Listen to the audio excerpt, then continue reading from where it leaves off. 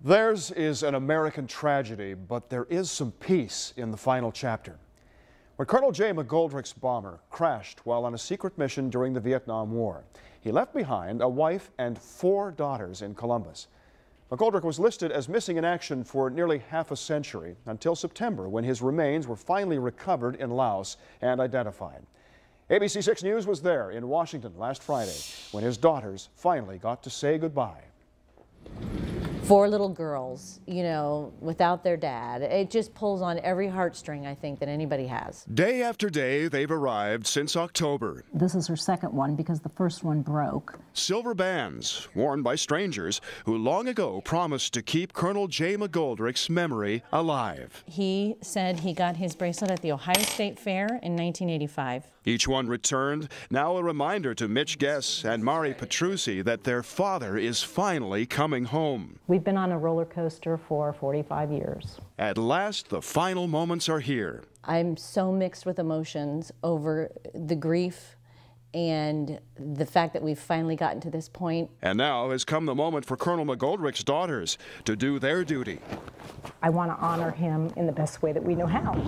Ladies and gentlemen, welcome to this repatriation ceremony, this celebration of life in honor of Colonel Francis McGoldrick. When I think back on these times, being a McGoldrick girl meant living a countdown with an unseen end. But end it did on Friday the 13th. Amen.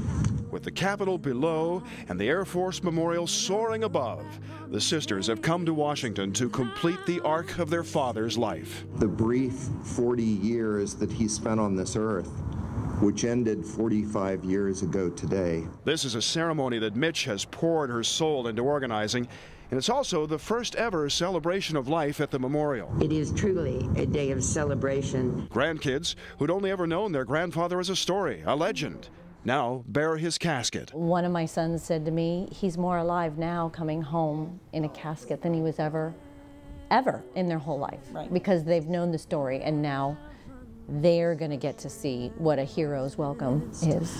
bring him home, bring him home, bring him home.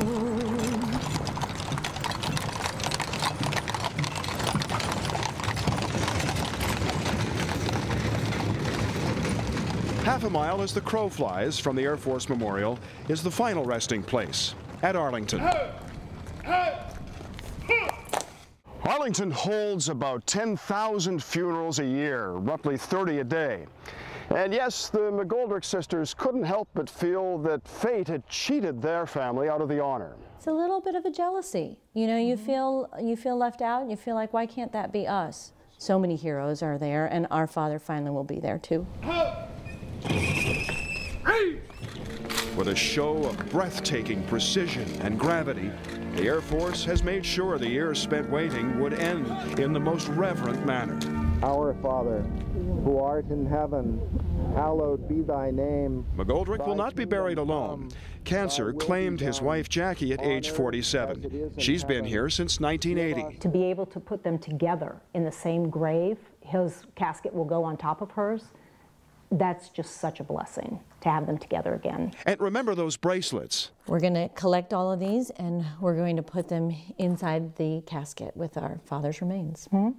They need to go in a special place with a special person. 45 years to the day after leaving them, J. McGoldrick's daughters have only fading memories of their father. But here, in the nation's most hallowed corner, under the bluest of skies and the brightest sun, they have one final, crystal clear moment with him. A gift as treasured as the ones on each of their laps. Absolutely. We have the end to our story. The gift of an answer. At last. I would say we have absolutely gotten our answers. We got to bury our father with honors in Arlington Cemetery.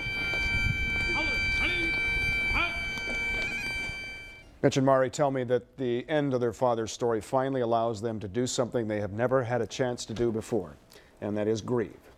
Yeah, no doubt about that. What a great story. And they finally can put some closure on this and give their dad the honor that he'd been missing out on all this time. You know, they used to, when they were just youngsters when he went missing, and they used to go to school, and they felt they were kind of the plague children. Nobody wanted to ask them. They were that family who had lost their father in the war, and then they still bump into kids from elementary school, now in their 50s, and they wondered, what happened to your dad? Did you ever get answers? And they can finally say, yes, we know where he is, and he's buried now with honor at Arlington. Oh, nice. Good for them, yeah.